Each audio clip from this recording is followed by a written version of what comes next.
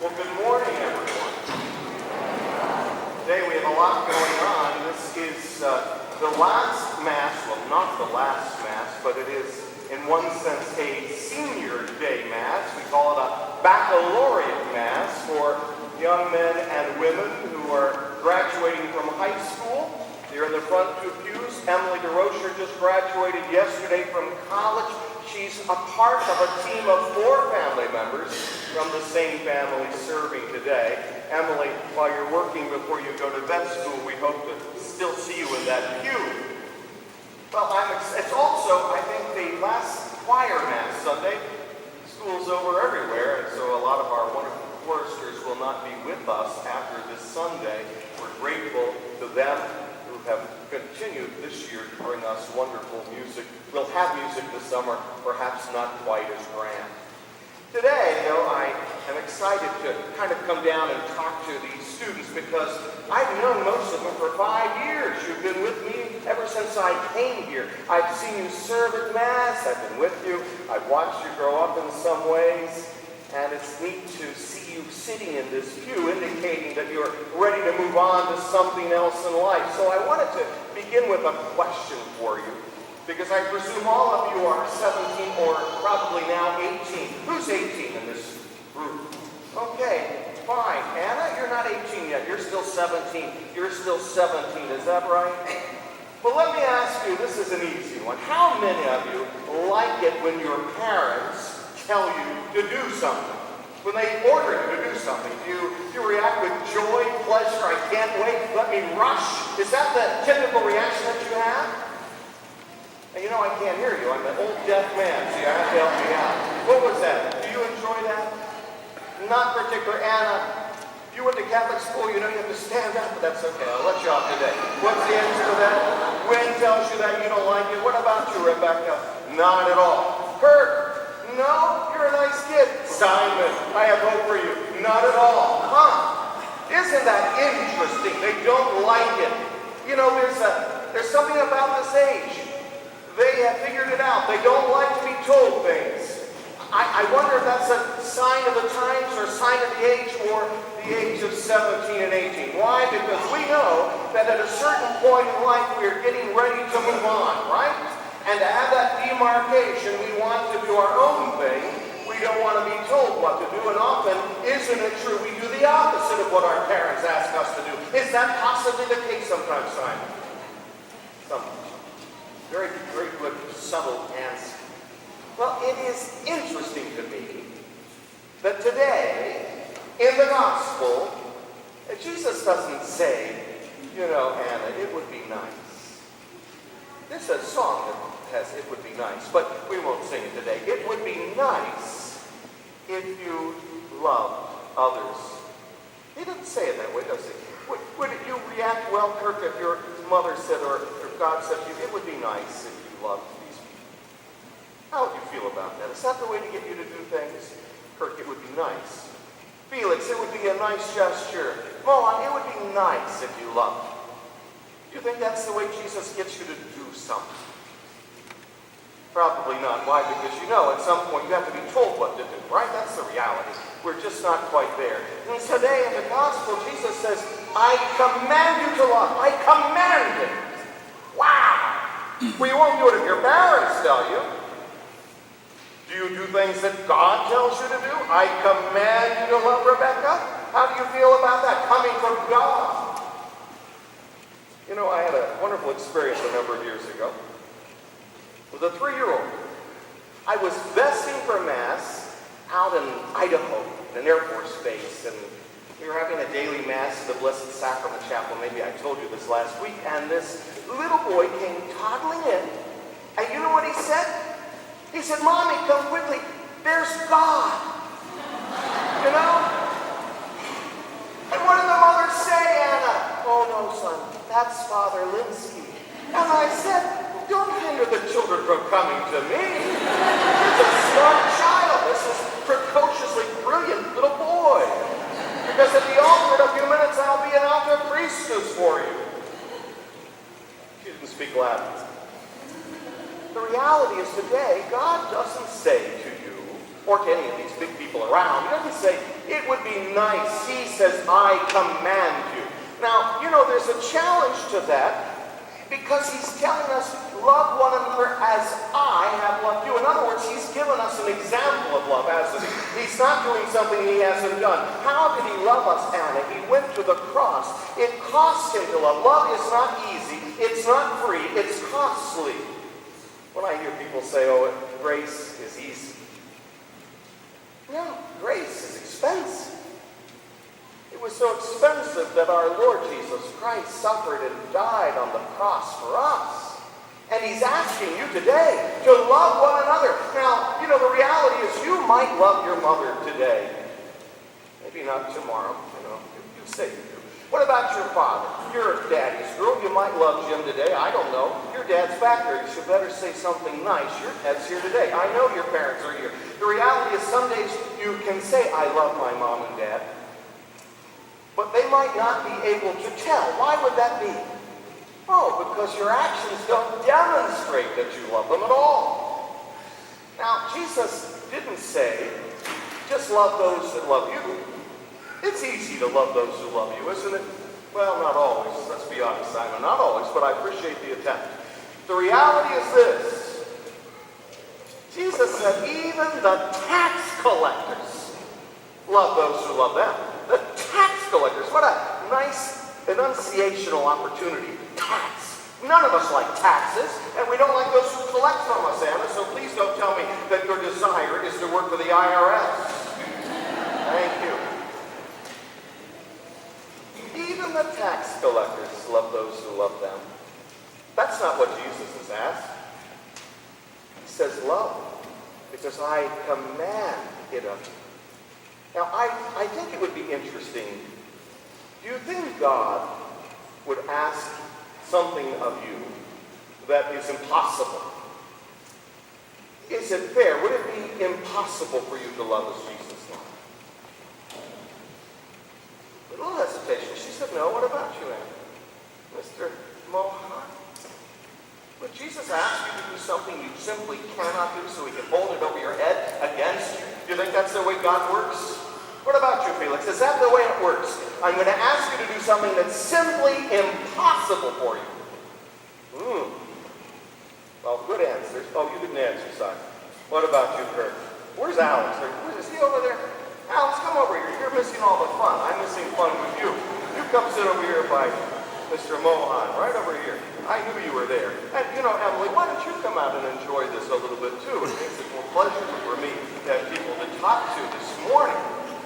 Well, that's the correct answer, by the way, unanimously. God wouldn't ask something of you that you cannot do. He doesn't set a bar so high you can never achieve it. Because this is the point, God made you to love. It's radical and simple in the ideology, but when he made you to share in the Godhead. He made you to share in the divine nature. He made you male and female in order to have the purpose of love. It's wondrously joyful and amazing, but hard. Now, we just have to look to your parents to know how hard it is some days, right? Your parents have never argued in the day in their life, have they? They're here. I know you want to be nice. Hopefully not too much, not too loudly. Hopefully no one's hitting anything with a golf club or whatever. Father Kremel's sister hit him with a golf club. Another sister hit him with a baseball bat. Hopefully your parents don't do those things. But he's getting his sister to pay for his ticket to Germany. I was very proud. There is retribution. Just telling you. But the point today is God wants you and all of us to be fully human. And when we do not love as he loved us, when we say, well, I'll only love if you love me.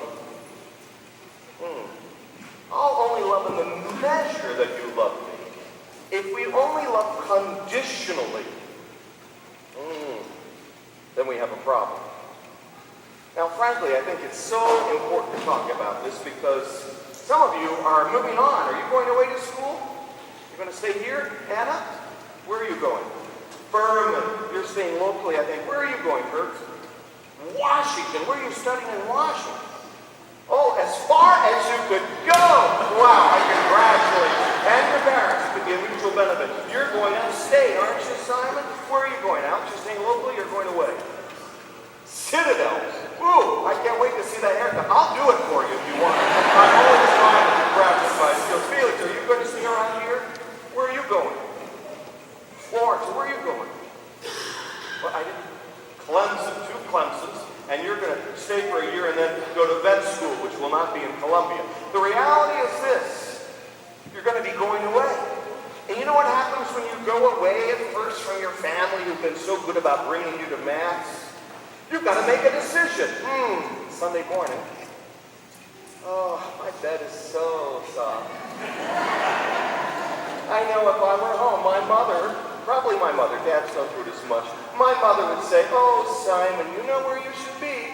I'm going to roll over and see if I can block that sound out of my ear, right? That's what you'll do. Maybe.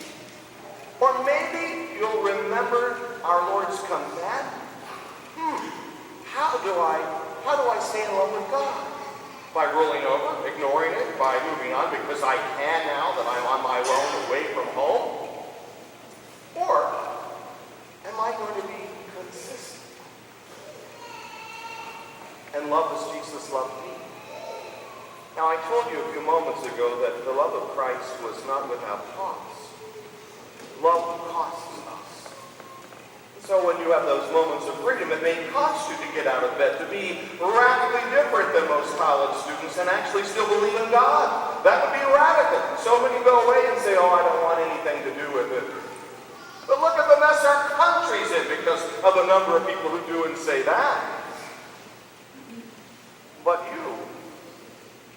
you have the opportunity to be radically different, to be men and women who understand the cost of love, who believe in the sacrifice of Christ on the cross, who have witnessed the sacrifice of parents perhaps to help you get into school, to get through school, to get to this moment. And so maybe you're going to be a little different and begin to think, well, what does it mean to love? Am I going to just do the bare minimum? Give you back what you give me? Am I just going to pay you back one act of kindness? Or am I going to pay some of this incredible love I've received forward so that others can see in me the face of Jesus Christ and maybe fall in love with him too? You know, in this day and age, we're rather short of people on the ground to do what I do. I wish we had all of you, at least the men, I'm talking to you particularly, become priests. And some of you will look down and say, oh, he must be, how many cracks are there in the sidewalk? In the floor? That might be a radical call to love. Maybe it's hard to love certain priests. Maybe it's hard to love certain parishioners. But the reality is that God commands us to do it. So at the end of the day, I know that with your parents, when they tell you to do something, we get a little radically upset about that. That's just part of life. But God is a supernatural parent, and he gives you supernatural grace at times to do his will. What we're going to be very curious as a parish as we look at you, we're going to be wondering, what is God calling each of these men and women to do and to be? We know he's calling each one of you to love radically. But how will you do it? What will your life be in a couple of years? Where will you go? How will you live for him? It's a commandment. Jesus is not asking you to do anything he himself has not already done. But he's asking you realistically to do something that is hard. How will you do it? By grace. By receiving his grace into your hearts every day. And I would suggest that that grace also comes through the sacraments. When you go to the sacrament of confession, you receive great grace. I was talking with a man last night. He said, oh, you know, when I talked to some of the others about first confessions, they said, oh, I don't want to go to the priest that I know. You know, because he might know, hear my sins. That's what his wife said. He said, I want to go to the priest that I know. It shouldn't be too easy. I want to hear him say, I absolve you. You see, every time you go to confession, you're going to hear the priest say, a human being say, on behalf of the church, I absolve you. I cleanse you. By God's grace, you're made whole. You're given a new opportunity. It's a night and time of refreshment and joy. That's how we'll be able to continue this act of faith. Sacraments, reception of the Eucharist. Don't roll over. You know, some of these places have Mass at 10 o'clock Sunday night because they know that's morning for you.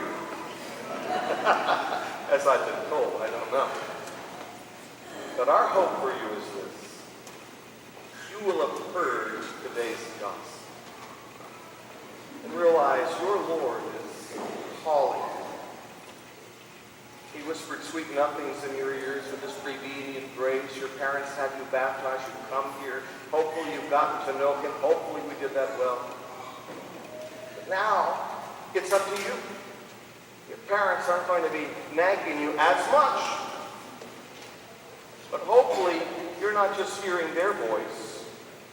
You're hearing the voice of at least a semi-formed conscience. And you're hearing Jesus say, love. Love. Love them. Love me. As I have loved you. My dear friends, Jesus called them friends. My dear friends in Christ. If you can do that to the greatest extent possible, you will be radical. And you will live lives that can change the world.